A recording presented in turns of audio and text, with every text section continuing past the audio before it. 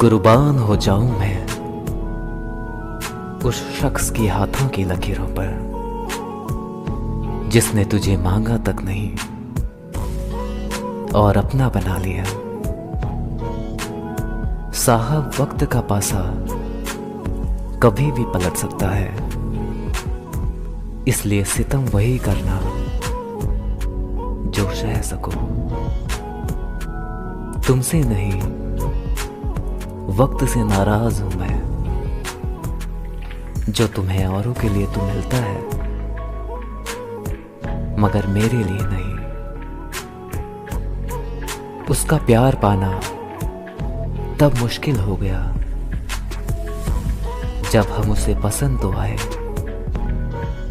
मगर दोस्त की नजर से। मीठे लोगों से मिलकर ये जाना हमने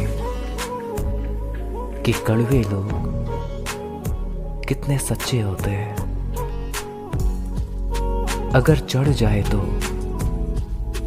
कमबख्त उतरता ही नहीं।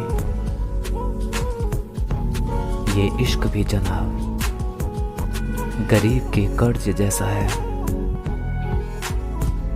एक औरत का सबसे बड़ा दोस्त उसका पति होता है